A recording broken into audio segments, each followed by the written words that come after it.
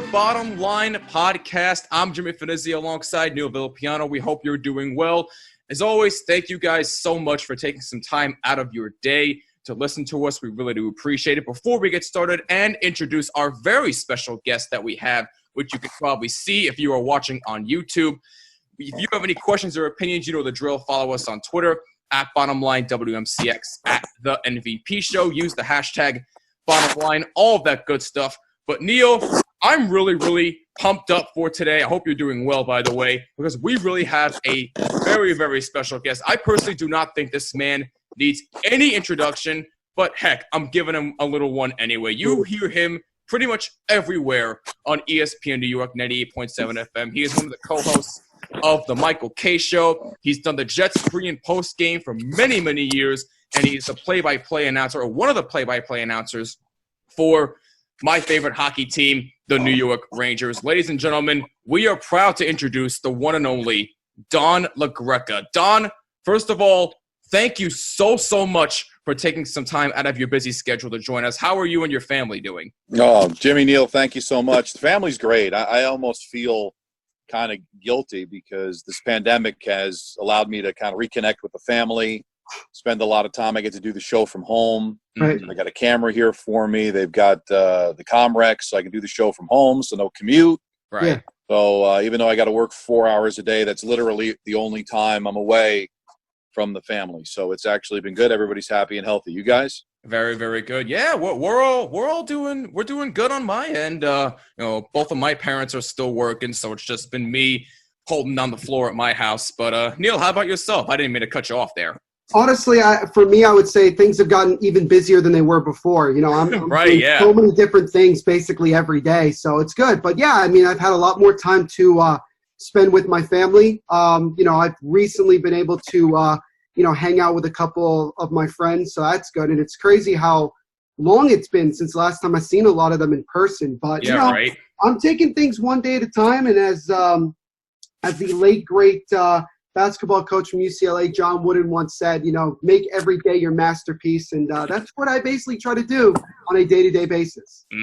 Absolutely. And by the way, it's almost like we forgot what human contact looks like, but that's true. another story for another day. True. But basically, Don, what we really want to discuss with you is basically the state of which live sports are right now with the NBA, NHL, and Major League Baseball, which is an absolute dumpster fire at this point. Right. Rob Manfred said he's 100% confident that we will get baseball, but we'll talk about that in a little bit. But as far as NBA and NHL, we already know they have their plans set. The NHL, we just heard today actually, is looking to start training camps effective July 10th, I believe the date is what they said. But I personally find this very interesting for both the NHL and the NBA. And I think the NBA just said they were looking to start a day early, which is July 30th. Instead of the 31st, they're looking to start a day early, which is very positive. Keep our fingers crossed there.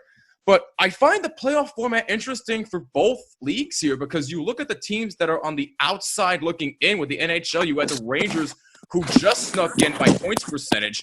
So they were on the outside looking in. They want to prove something. The Islanders want to prove something. Then you look at the NBA, you got teams like the Sacramento Kings who also want to prove something. So for those teams on the outside looking in, the message is clear. They're in, even though they were on the outside. They have something to prove here. Don, what do you think? They do, but in the NBA really honors the regular season, really honors the best teams. Mm-hmm. So even though you did have a Nuggets team beating the Sonics back in the day, or you had Dallas lose as a high seed, the Knicks, if you remember, won in the first round as an 8 seed. That doesn't happen that often in the NBA. For the most part, it's the best teams make it. Right. So you've got your 4 best teams, and those are usually the 4 teams that end up in the conference final. Once in a while, you get upsets, but not too often.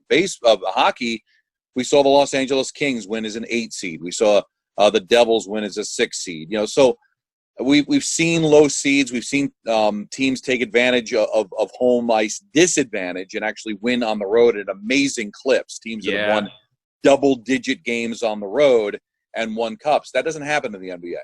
Now, we're not going to have home and road, but my point is the best teams usually make it. I think everybody would be surprised if we didn't see, the Bucks, Lakers, Clippers, like some combination of that for the championship, where in the NHL, it could be any amount of teams. We saw the Tampa Bay Lightning get swept in the first round last year, and they were by far the best team in the league. Yeah. Maybe one of the best teams we've seen in the regular season going back to the 97 Detroit Red Wings. I mean, really, or the 96 Red Wings, where they broke the record for points in a season.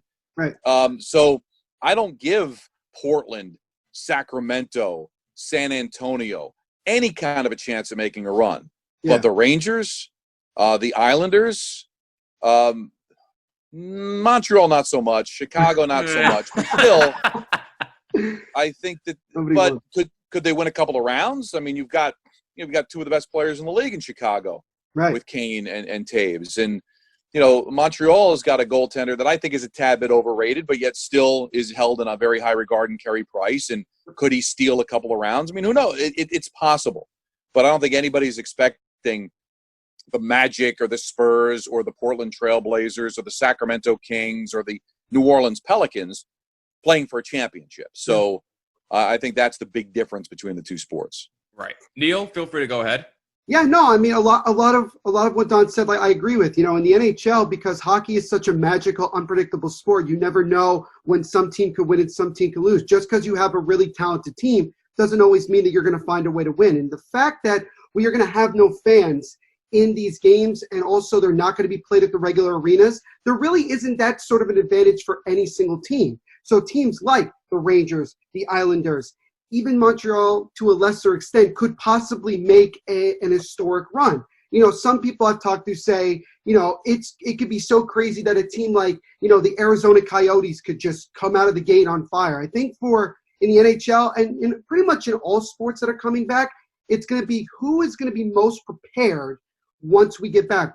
Whoever's in the flow the earliest is probably going to have the most success, because it's just about having guys get back to some form of game shape. So that's going to be interesting. And in the NBA, I mean, I think we're going to see a lot of situations where there aren't going to be upsets in these playoff rounds. The better team is probably going to win. So we'll probably see some of the top teams like the Lakers and the Clippers and the Bucks, make it pretty far in the playoffs. So it's going to be an interesting thing when you look at the different formats out there. And I mean, even in the sport of soccer, with Major League Soccer coming back with a tournament, it could still be pretty unpredictable from that standpoint, with no fans and everybody playing in the same place. So we are in a situation where the world of sports is going to look a lot different on the other side of this pandemic, not just for the rest of this season, but going into the next couple of years. And that involves around financially, around many other ways that people are handling things. So I think once we really get going with everything, we're going to see things that we've never seen before that will probably be around for, several more years to come as things start to get back to some form of a normal way. Yeah, and I think you look at hockey, like, is this finally going to be the death knell for fighting?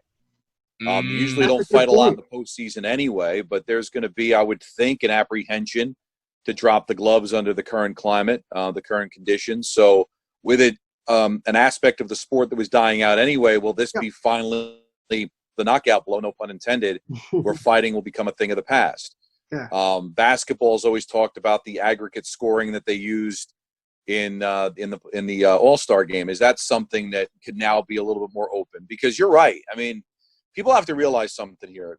Eventually, there'll be a vaccine, right, and we will get back to some normalcy. But when you're talking about 30% unemployment, when you're talking about people out of jobs and businesses folding, is there going to be the money that's been there for sports for so long? That it could take a while. It could take a long time before we get back on our feet financially. So can you expect tickets to be as highly priced as they were? Can you expect fans to go back, even if they're allowed to go back? So are you going to have to be creative as a sport? Because there's going to be a lot of competition. I mean, think about what's going to be going on. July, August, those are usually the times where it's baseball and you're kind of waiting for training camps to open. But you're going to have, if baseball gets their act together, 3 major sports going on with a 4th major sport opening up their camps all at the same time. And so there's going to be a lot of competition. So they're going to have to be creative and entertaining, and they're going to have to just open things up. The tradition's out the window. There's a lot of things changing in the world. I think sports is the same thing. laying back to what worked before, and this is always the way it's been. We have now seen a lessening of that and more of we've got to move on here. It's a different century. It's a different world. Let's embrace it. No, yeah, absolutely. No, I'm sorry, Neil. Go ahead. No, I was going to say, in many ways, what this pandemic has done is it has allowed everybody to really have a lot more time to think, to really look at everything as a whole and say, okay, what works, what isn't working, what do we need to change, what do we need to keep? Mm-hmm. And again, going back to all these sports, it's just going to be about looking at it and saying, what is it that the fans of our sport like, and what is it that they don't like, and also how can we attract a newer audience? I mentioned before several weeks ago that if the NHL becomes the first league that really kind of gets underway, they are going to be able to get a huge amount of new hockey fans in general. Just like Bundesliga did in soccer in Germany when they first came back. Their first week, they got 6 million views in their games, and that was unheard of for many, many years. The NHL could make a huge amount of new, fanship by people just watching the sport and saying, wow, this is an incredible thing. I've gotten people into the sport of hockey by just going to a game or watching it on TV, and people saying, these guys are unbelievably talented on skates, going this fast, making the moves that they do. It's unbelievable. Yep. And the same thing is going to be said for the NBA. The same thing can be said for Major League Soccer. And unfortunately for Major League Baseball, if they don't get their act together, which it really looks like we're not even close to any sort of agreement, they're going to lose a lot of fans, and they might drop down to maybe the fourth most popular sport, because I think hockey could jump them if the NHL gets going and starts to gain a lot of viewership. So, well, I don't mean to cut you off,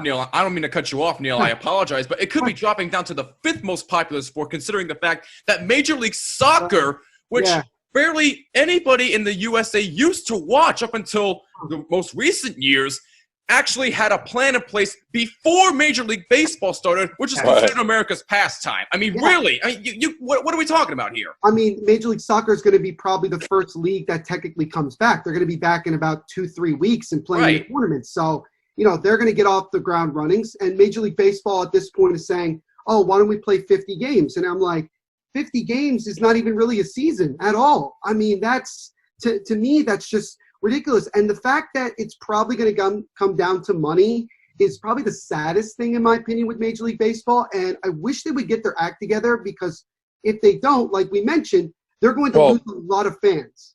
I mean, I think baseball's popularity was beginning to wane. I think the main reason, you can talk about how slow the game is and all that, the biggest reason to me is the level of competition. As you mentioned, go back 25 years ago, right? Yeah. Where was the NBA 25? After Jordan, when you talk about before LeBron James got going, when the Nets were going to the finals, there was a little bit of less interest in the NBA. Football was a beast, but it wasn't nearly the beast that it is now. Yeah. Right. Hockey now has become a legitimate threat. Soccer has become a legitimate threat. So, back in the day, it was, because I'm older than you guys, I remember the 81 strike, and it was the summer, and there were no baseball, and you were flipping out because in 1981, basketball and hockey were not as popular, and football wasn't as popular. Baseball kind of ran the deal, and people didn't get mad. They were missing their sport. How are you going to miss baseball when you got the NBA and the Stanley Cup playoffs going on, soccer's going on, golf has been going on, NASCAR has been going on, and now baseball is going to come back with their Fugazi 48-game regular season games going up against playoff games. Yeah. It's gonna be like, listen, I got other things to do. Right. Now it doesn't happen overnight, guys. Like, do I think it's going to drop to the fifth sport? No. But will it drop to the fourth sport? Not right away. But clearly, I think it drops to third. The NBA is threatening to overtake it now. Yeah. Now you got fans that are mad, and now you've got a product that has been neutered by having a short season, not because of the pandemic, because they can't figure out the money. I'm sorry. Am I going to get excited about a regular season game, when I've got playoff games to go up against? Right. And, so, yeah, I think people have it ingrained. They're Yankee fans, they're Met fans, they love their team. But once they get a taste of other things going on, they can expand their horizons. And the level of competition is so much stiffer now than it was for baseball years ago. No, yeah, absolutely.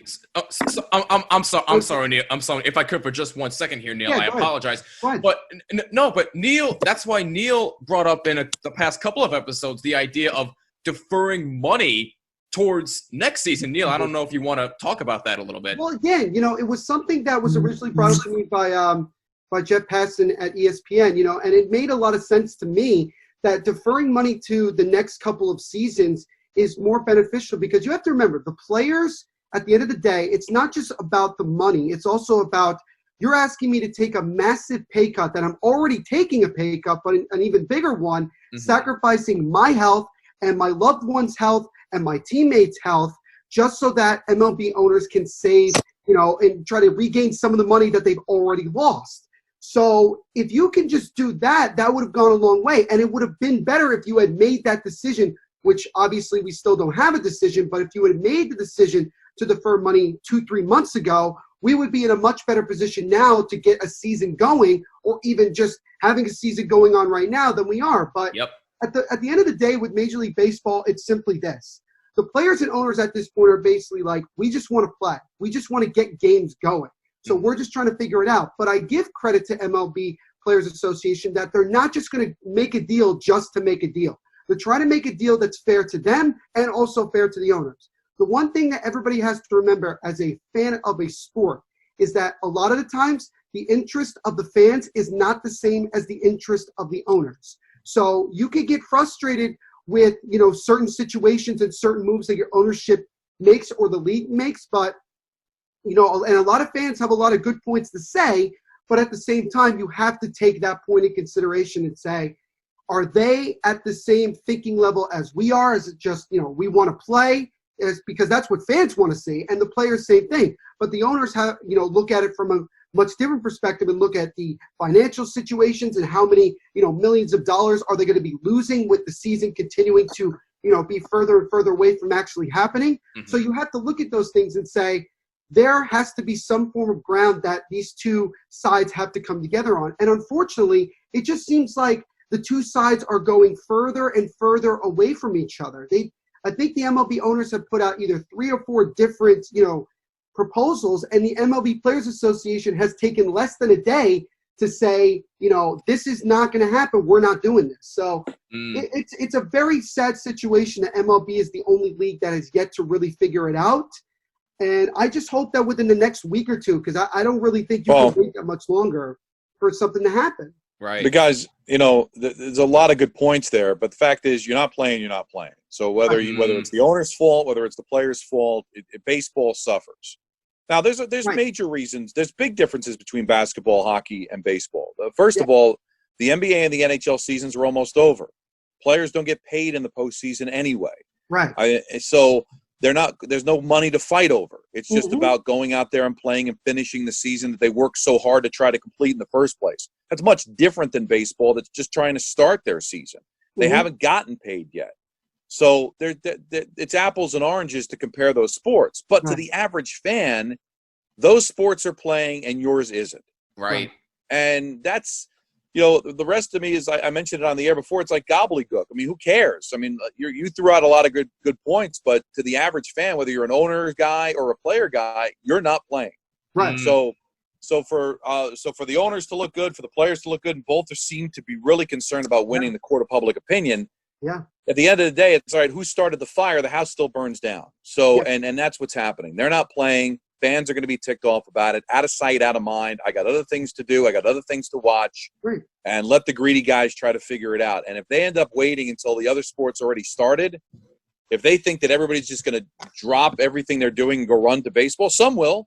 Listen, I do my show on Yes, and the large majority of the Yes audience are Yankee fans, and the Yankees are good, and the Yankees have a chance to win, and I'm sure they're excited about their season coming back. But to a large percentage of the population, hey, I got other things to do. Not to mention I'm out of a job. Not to mention my kids aren't in daycare. Not to mention that they're climbing up the walls because they haven't been able to leave their house in 3, 4, 5 months by the time baseball comes back.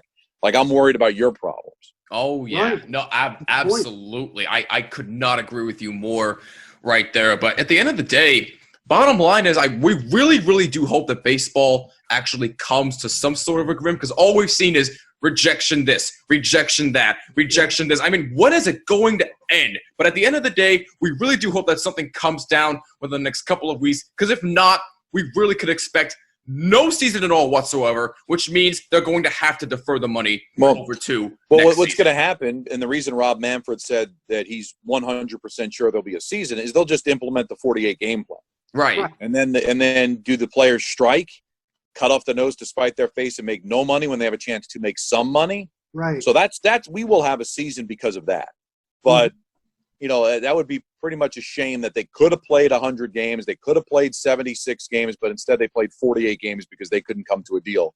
That's going to look bad. Oh yeah, that's definitely going to be a bad reputation. But we just hope that baseball gets to somewhere at this point. But as far as the NHL and NBA, it looks like they're on the track in the right direction. But Don, real quickly here, let's just, because we know you got a show to do in a little while, let's just talk about the Jets and the Giants for a second. Neil and I were going over their schedules here. The Jets' schedule kind of looks a bit easier than the Giants, because you look at the Jets' schedule here, they got a lot more winnable games here. Maybe you could pencil down the Patriots as one of them. I mean, I know Bill Belichick is obviously still there, but Tom Brady is not there anymore. So the Jets are probably saying, well, it could be a little bit of an easier path here, although the Bills may have something to say about that, because that the AFC East battle, is going to be a dogfight now between the Bills and the Jets, because let's face it, well, and the Patriots too. But definitely a lot more winnable games here for the Jets. Giants, not so much. Don, where do you sit with both teams for this upcoming season, and what are your expectations?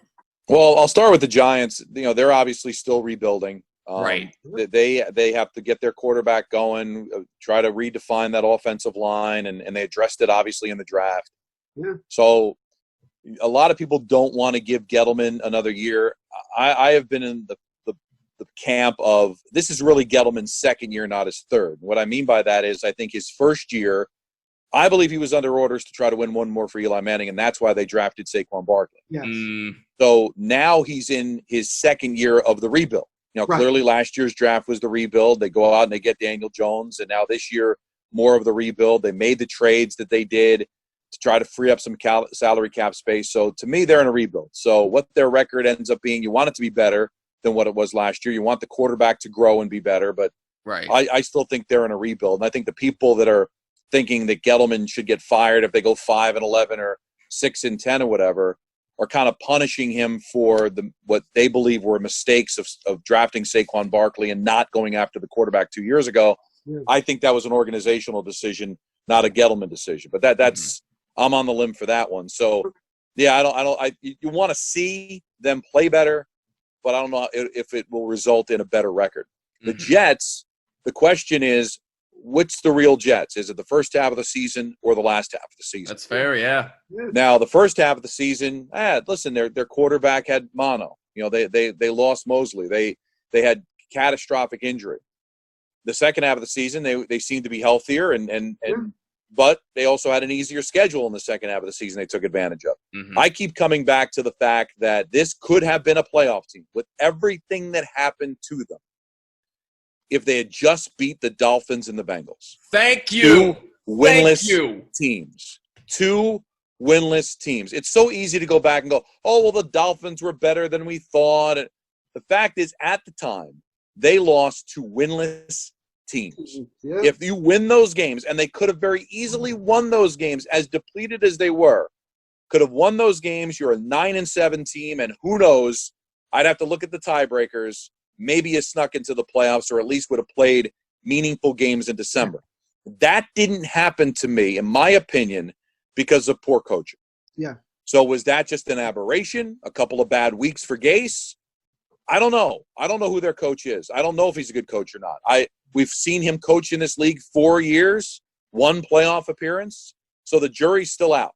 Yeah. So if I don't know about my coach, how am I supposed to know about my team? So I think they'll be better. I think they'll utilize Bell more. Yeah. I think another year of a healthy Darnold, but, who's he throwing to? Obviously they're kind of rebuilding because they didn't spend a lot of money in free agency. No, they did not. So And then take a look at the secondaries in their division. So even with weapons, it could still be tough to pass the ball there. Now they almost have no weapons. So I want to see if the coach is better. I want to see some cohesion. But I don't see either of these teams being a playoff team. I think the Jets will be a little bit better, as you said, because their schedule seems a little easier. And I think their quarterback is a little farther along. But I don't really think there'll be playoffs for either of these two teams in 2020. Neil? Yeah, I mean, as far as from the Giants standpoint, a lot of people are kind of wondering, what exactly are we going to see from this team? And the reality is right now is that we don't even know who's going to be, in the starting lineups, whether on offense or defense or anything. And because of the fact that we're not even sure that we might have a season to start with when we're actually supposed to start, because we're hearing about this second, wave of the pandemic, there's a lot of questions there. But looking at the Giants going into the season, you would like to see them win a couple more games than they've had the last couple of years just to show some consistent improvement. And I agree with Don. I think that this is definitely Gettleman's second year of the rebuild, because the first year he really tried to win while also rebuilding, and you can't really do both. You got to be all in on one side or all in on the other. So I think with the Giants, it's all about just if you can win 5-6 games and show that you're improving both on offense and defense with a first-year head coach in Joe Judge, with a new offensive coordinator in Jason Garrett, I think that will go a long way in the Giants, eventually becoming a competitive football team for many more years. Now, as far as the Jets, and a lot of people know that I love to bash the Jets because of just many different reasons, but look at the Jets, like Don said, the second half of the year. When Darnold was healthy and the team started to click, they did show that they could be a playoff team. But let's take into consideration that Adam Gase, in many ways, I think was in the way of how the offense was running. I think that there were times where the Jets could have been a little bit more aggressive offensively, or at times it looked like that they were not really taking the chances that they should have. And it drove a lot of people nuts. And the fact that you lost to the two winless teams during that time of last season is very frustrating in many different ways, because it's classic Jets. I mean, only the Jets could do something like that in one season, to not just lose to one winless team, but to lose to two. And Don's point is very correct. Had the Jets won those two games, they're probably a wild card team. And going into the season, they are probably the second, maybe you could say the third best team in the AFCs. It just depends on where the Patriots are really going to be with Belichick and Jarrett Stidham. But I would say to Jets fans, yes, Tom Brady's no longer in the division, but that defense of the Patriots is still very, very good. Yes, it was considered for a lot of the first half of the season last year as being the best defense in the NFL. So the defense could win them a couple games that maybe they don't do that well on offense because Stidham is still learning. So the Jets do have some pressure that they have an opportunity to become the best team in that division. They just got to go out and do it. And I think part of that is going to be how much of Le'Veon Bell is going to be used this year. We know that Gase has a little bit of a problem with Le'Veon Bell. He doesn't really want him on the team. Does he just swallow his pride and use the talent that he has? Or does he, go somewhere else? And Don said before, who did the Jets have to throw the ball to? That's a really good question. They didn't really go out and upgrade, losing Robbie Anderson to the Panthers. You kind of wonder to yourself, where exactly offensively is this Jets team going to be with the receiving core? And Quincy Enunwa, once again, is hurt for long term. So again, you lose another receiver. So it's going to be interesting to see what type of weapons Darnold will have around him. Hopefully he stays healthy and doesn't get any sort of crazy thing like mono last year. And hopefully the Jets can make a bigger improvement. I think Gase is going to be under a lot more pressure this year. And Joe Douglas as well, because now Douglas has, gotten through his first draft and everything. He's put together some guys on his team, and we'll see how they perform going into this season. Absolutely. Well, make no mistake. I mean, Douglas is here because of Gase. Right, exactly. Well, I can't imagine Douglas is going to be firing Gase anytime soon. Right. So probably not. No. And I don't see Douglas going anywhere after 1 year. So he was given the keys to the franchise. Chris Johnson entrusted him there. So I don't think either of those two are going anywhere, or right now should necessarily go anywhere. We'll see. But I need to know. And the Giants too. I mean, they have a coach that's never been a head coach before, but they do have two former head coaches on their staff, in Kitchens and their offensive coordinator too. So Jason Garrett. So We'll see, but it's still an unknown there. There's a lot of unknowns in an unknown season too, because this is going to be a very strange. Will the season start on time? Because there's a part of me that thinks that maybe the NFL will kind of wait to see if they can get fans. Like, would it benefit them to maybe delay the start of camps? Mm-hmm. They don't have any restrictions. If they played the Super Bowl in March, April, it doesn't matter. Right. So I'm wondering, do they kind of delay things? Right now, no. And it is still a television product, so I don't think they really feel the need to necessarily play in front of fans. But if they get word that we maybe are a month away from maybe having fans or 50% capacity of fans, would they wait the month to have that happen? So we'll see. But right now, it's got to be very tough for Joe Judge, right? He's never been a head coach before. Now he's got virtual meetings. He's got mini camps that have been postponed. It's not exactly the most ideal way to start your NFL career as a head coach.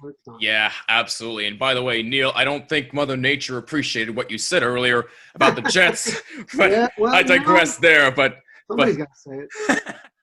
Absolutely. But last point from us here, Don, real quick, because we know you got to get ready for the Michael K. show. The Rangers, obviously, we mentioned them earlier. They are in the playoffs, the 22-team playoff format. Me, personally, I think they got a little bit to prove here because, Kreider is coming off an injury. Henrik Lundqvist's future is still kind of uncertain here. He's barely played at all. Looks like Igor Shesterkin is going to be the main guy once the Rangers actually start, and Georgiev is going to be the backup. Zibanejad is playing all world, as is Panarin. I mean, they've got a lot of – this is a young team who's fast and physical. It didn't show the first half of the year, but later on they show like, hey, we can actually do some things with this young group of guys if they're developed right. And David Quinn has done a really, really good job, in my opinion, of developing all that talent around him. So the Rangers – I don't think they have that much to prove, but they do have a little bit to prove if they want to win a championship this year. Well, yeah, and listen, championship could be much because, Shesterkin's never played in the postseason before. Right. There's a lot of guys that are just, complete virgins in that territory. D'Angelo, Fox, they've never been in these situations before. So, and I'm kind of curious to see, because the one thing that may not happen, guys, is how you were playing, what will end up being 5 months previous doesn't necessarily mean it's going to, will Panarin just pick up where he left off, or is it going to be like a whole nother season where maybe he cools off or Zibanejad cools off? But based on what we saw, they were playing well. They were entertaining. They were in every game, getting tremendous goaltending from Shesterkin. Yeah. And now you add Kreider to the mix because he'll be healthy. That I think this can be a very dangerous team. Now, the big question is, do you pay attention to the numbers and how well Lundqvist has played against the Hurricanes? Do you give him the nod, or do you give it to Shesterkin? And I talked to John Davidson on the K show. He says it's going to be a coaching decision, but from what I could tell, they are seriously thinking about it. It's not a given that it's going to be either of the two. I was on the fence about it for a little while because the numbers are just staggering. What Hank has done against the Hurricane, even this year, which has not been a great year for Hank. I was going to say, I don't mean to cut you off, Don. I apologize, but the Rangers are also 4-0 against Carolina this year. Yeah, but, I just think it's Shesterkin's time. I mean, it's an excellent opportunity to get him a flavor for the postseason, which will be fully expected for next year for them to make the playoffs. Right. It's not Hank's team anymore. And if you know that you're going to eventually go to Shesterkin after that series is over – I think I would rather have Shesterkin be that guy, and this is your team moving forward. And for better or worse, whatever they end up doing is going to be a taste of the postseason and then go from there. I don't think I buy into the numbers that Hanks had because, like, as you said, Neil, the team beat him. Now, he did have that one game early in the year where he completely stood on his head, made 40-plus saves. They were going to lose that game if not for Hank. But for a guy that barely played before the pandemic, and now hasn't played just like everybody else, that's a really tough spot. It's going to be a very difficult decision, but you got to love the direction this team is going in. Their defense is scoring at a clip better than anybody else in the league. They've got legit studs now at forward, something they haven't had for a long time. No, you got to be really excited about where this team is going, and it should be a lot of fun. If they can get past the Hurricanes, and then we'll see where they go from there. That would be a tremendous – to know they probably weren't going to make the playoffs, guys, if not for the pandemic. I think they would have come up short. Yeah. So this is gravy, but what a great thing to have moving forward because the expectations are going to be through the roof whenever we start playing 2021. Yes. Neil, your quick thoughts on this?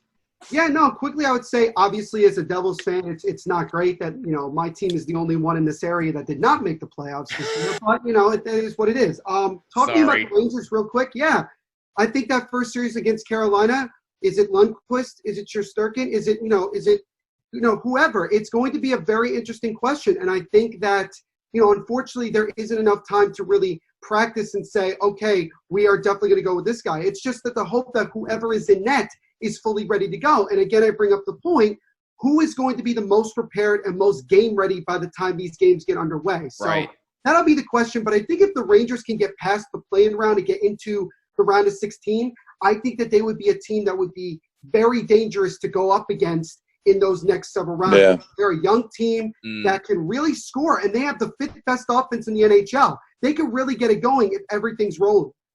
Yeah, it'll be interesting with Hank. I understand what you're saying that, because he's a veteran, maybe he might be the guy that could jump in there better than a kid that's never been there before. But it looks like this camp is going to be pretty extensive, right? They're going to open on July 10th, and it looks like it's still not going to be until August until they play. Yeah. Right. So they're going to have a good 3+ weeks, and I think that the team will be prepared to go after that camp is over. If the camp was like 2 weeks, if they were kind of thrown in there, maybe Hank would be the better decision. But I think they'll have an extensive enough camp that they could feel pretty good about their players to be able to jump in there and go up against teams that are also in a similar situation as well. Right, absolutely. But unfortunately, with that being said, our time is unfortunately up because, Don, we know you have to get ready for the Michael K. Show. But listen, we cannot thank you enough for taking some time out of your day to come on and talk sports with us. We really appreciate it more than you'll ever know. And we really hope that we will have you back on again in the future. Oh, listen, anytime, guys. I know sometimes the schedule gets a little crazy, but, reach out. This was a lot of fun. And I also, you guys are great. Don, I just wanted to say that I'm wearing this shirt, nice. which I know that obviously you're very well known for saying this, which is obviously one of the greatest rants I think of all time. And I just want to wear that for you. I saw the ad and I was like, I wonder if that's it. And no, that's awesome. Yep. Also, Don, if you're interested, I actually have this book out, JETS Pain, Pain, Pain, which is the pain and suffering of being a Jets fan. So if you want to check it out, I can definitely send you a signed copy and you can check it out. Well, listen, I'd love to purchase it, right? I mean, I'm sure you wrote it so you wanted to make some money. So I will definitely buy it and check it out. It's on Amazon for the price of $19.69. So there's a good price for that. So definitely, I'll send you a copy, no doubt. All right, thanks, guys. I appreciate it. No, Don, thank you, and we really hope that we can have you back on again in the future. And we're really looking forward to the show today. Thank you again so much for doing this. Anytime. And please tell Michael and Peter we said hello and not to get on your nerves too much. That makes for a better show, so. But I'll tell them we said hi. There you go. Thanks, Don. We really do appreciate it. Bye-bye. All right. Don LaGreca of the Michael K. Show with us here. And that is going to do it for us on the Bottomline podcast. If you have any thoughts on what we just talked about, or if you have a question for Don, let us know on Twitter. You can let him know at Don LaGreca on Twitter, or let us know at Bottomline WMCX at the NVP Show. Use the hashtag Bottomline. For Newville Piano and for Don LaGreca, I'm Jimmy Fanizzi. This is the Bottomline podcast, and we will see you in the next episode. Peace out.